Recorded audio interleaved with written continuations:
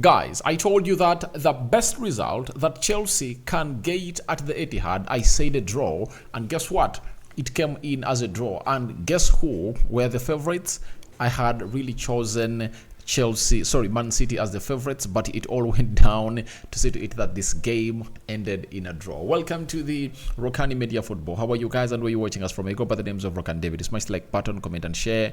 If at all you're watching us for the very first time, endeavor to subscribe to this channel so as not to miss out on the stories that we do upload in here on a daily. Let's see how many of you are going to smash this like button. I know Arsenal fans are really going to enjoy this video to the max because this is what exactly they wanted for Man City to draw points. And as it stands, Arsenal is seated 2 points ahead of Manchester City, meaning that if Man City win their game in hand, they will be just 1 point ahead of Arsenal and 1 point. Will they be 1 point behind?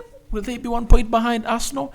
I won't obviously come here and really tell you the truth because Arsenal, Man City will be at 56 points, Arsenal will be at 55 points, but you cannot cross the bridge before you reach there. As it stands, Arsenal have gone ahead to obviously be ahead of the side of Man City, and Liverpool has gone ahead to stretch 4 more points ahead of Manchester City. We thank God for the gift of life, the Muslims, Barakallahu Fikum, and the game of football really went down at Etihad, and it was Raheem Sterling towards the end of the first half. That was the 42nd minute where he went ahead to obviously capitalize onto that keeper to beat and curl that ball into the lower bottom area, into the lower bottom post. And then in the 83rd minute, that's when Rodri went ahead to equalize for the side of Man City. But I think Chelsea would have already gone ahead to obviously find themselves in a position of really leading the game by like 2 or 3 goals, but they were never clinical. If at all clinical was in their actions, they would have gone ahead to win that game of football comfortably, but it looked like Nicholas Jackson held them out, and he stands atop of the strikers that have gone ahead to miss out onto shots, very many big chances in the Premier League. That is Nicholas Jackson. Today has gone ahead to make it, but it shows you that Chelsea have gone ahead to obviously force a draw at the side of the Etihad. That is something great, and that's why I told you that Arsenal can go ahead and really force a draw at Manchester City or even beat them. And if Arsenal keep that pressure on Man City, they will never act the same like they acted last time when they knew to it that they're only having one team behind them. You know, this time round, Man City is having 2 teams, you know, chasing for the trophy, you know, and they came in through when they're really having a lot of pressure. Liverpool had won, Arsenal had won, and they had a lot of pressure to deal with, and they're playing Chelsea, a side that had gone ahead to really put in a lot of work. You know, their last Premier League game, they went ahead to win Crystal Palace by 3 goals to 1, and they've gone ahead to get a point away at Etihad. And this really haunts me a little bit because you look at the people at the side, or sorry, the fans and the pundits who were really against Pochettino, that Pochettino should be sacked. Pochettino should be sacked. He should leave the club of Chelsea. Now, right now, they are hailing him over and over again. And I don't know why people don't keep their stand. I'm that one kind of person who keeps my stand when it comes to managers. You have to accept that this is a rebuild of a project. The moment you fail to admit that this is a rebuild of a project, that's when you're going to see people coming out and say he should be sacked. Blah, blah, blah, blah, blah. You know, ask yourself. You sacked Thomas Tuchel after he had had he even spent a season at Chelsea? Because he came in through in, I think, December. That was 2020. And he won a Champions League in 2021. Oh, is it 2021? Yeah. I think he spent like, is it 1 or 2? I think 1.5 seasons. That's what he spent at Chelsea. Then they sacked him. They brought in Graham Potter. Graham Potter never lasted 7-8 months. He was sacked. After Graham Potter was sacked, guess who else was sacked? Guess who else came in through? Frank Lampard, interim manager, leaves. And then you bring in Pochettino. He hasn't even spent a season here and you want to sack him. The manager is in the Carling Cup final He has gone ahead to knock out Aston Villa in the FA Cup, and is going to be, is it pulling Bristol or something of the sort? And you expect him to be sacked? I really looked at this Chelsea fan and said, you people are really naive and you don't know exactly what you're doing. For Pep Guardiola, this is what it means when teams awaken in the Premier League. And I tell you, this might be the last time Man City will be favourites to lift the league. All what they had last time was that they've been facing competition from one team. A team whose competition is not up there in the sky.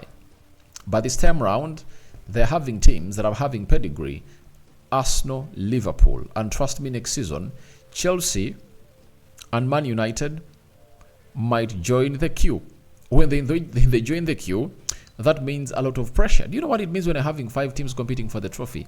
And that is going to be very, very possible. The rebuild of United, I think with Sir Jim Ratcliffe, they're going to get in better players and they're going to improve. Arsenal is already on its way to building a juggernaut, and Liverpool, however much the manager is leaving, we anticipate that they might get in the right manager to do the job. So, Man City are really gonna find it hard to really come in through and really take themselves to where they were last season, because they're having 2 competitors for the trophy, and now they've gone ahead to drop another 2 points, and it has been Raheem Sterling, the player they sold to Chelsea, that went ahead to obviously haunt them.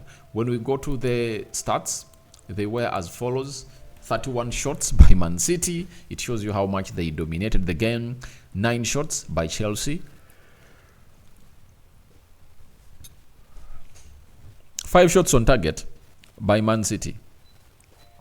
6 shots on target by Chelsea. So, Chelsea, that had 9 shots at goal, had more shots on target than Man City, meaning that Man City were made uncomfortable onto the ball by the side of Chelsea a lot.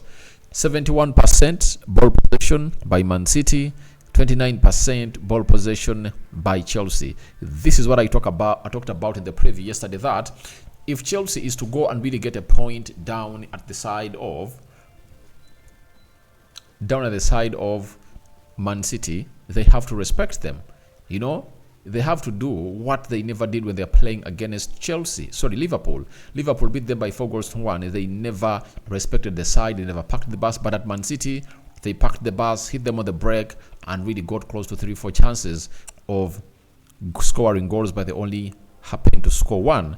Then 711 passes completed by Man City. Chelsea completed 307. 90% passing accuracy by Man City, 81% passing accuracy by Chelsea. 7 fouls by Man City, 12 fouls by Chelsea. 1 yellow card to Chelsea and 3 yellow cards to 1 yellow card to Man City and 3 yellow cards to Chelsea. 0 red cards to both sides. 0 offsides to Man City and 5 to Arsenal. 12 corners by Man City and 1 corner by Chelsea. And now we go to the big weighting of everyone table. Liverpool topping the Premier League table, 25 games played, 57 points, meaning that they are left with 13 games. Those are 39 points. If they win them, the best they can win this trophy will be at 90 points. You get? So Arsenal is having 25. If they win other games they have, they can win this game at 88 points.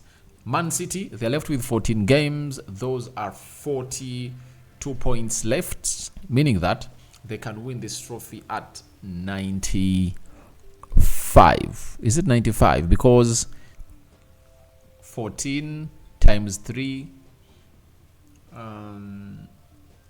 that is 42. Yet the others are really having 39.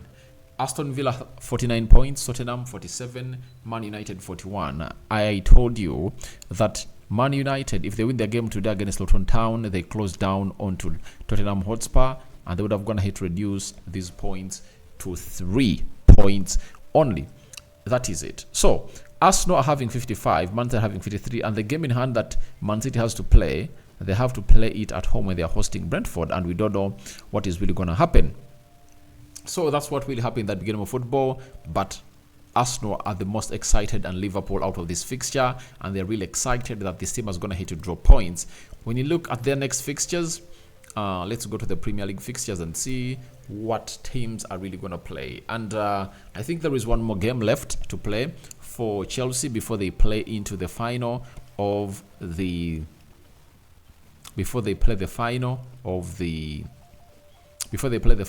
Carabao Cup. Tomorrow, Man United, Luton Town, then Brighton, Sheffield. Then on Monday, there is Everton, Crystal Palace, and Man City has to play Brentford.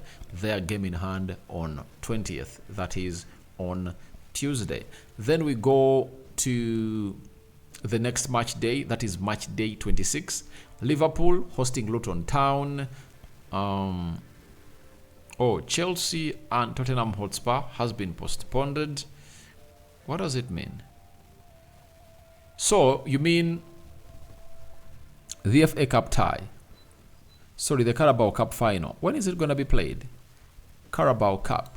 I think it was going to be played on the 28th. Carabao Cup final, 25th. Yeah, so that means next weekend, Liverpool and Chelsea are really out of action.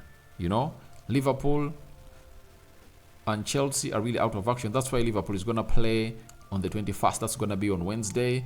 And Chelsea is not going to play. They would have gone ahead to be hosting Tottenham Hotspur. So Tottenham Hotspur even has to play at Chelsea. So, they really have huge games to play. Arsenal is going to be hosting Newcastle. That is next Saturday. Very huge game to watch.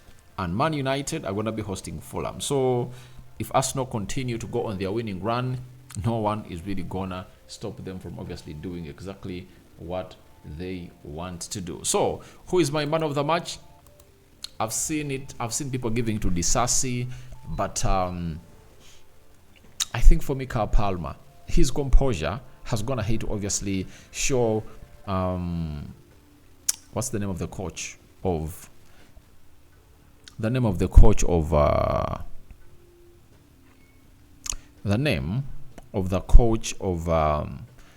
Man City, Pep Guardiola, that maybe they made a huge mistake of really letting this player go, because he has gone ahead to do loads and loads of wonders. So your reactions to Man City 1, Chelsea 1 are welcome in the comment section below. As I told you that the best Chelsea could get is a draw, and Man City were the favorites to win that game of football, and they really had all the chances, but they lacked composure. They lacked composure, and they couldn't obviously kill off those chances. But the likes of Malo Gusto releasing Nicholas Jackson, and Nicholas Jackson really failed the side of Chelsea a lot to obviously get more 2 goals into this competition. We sign out for now. See you later, and I cover you all in the precious blood of Jesus Christ. And may the living to God bless you abundantly. I'm out the Muslims. Barakallahu fikum. It's a Sunday. Go ahead and really have a prayer to say to the Lord.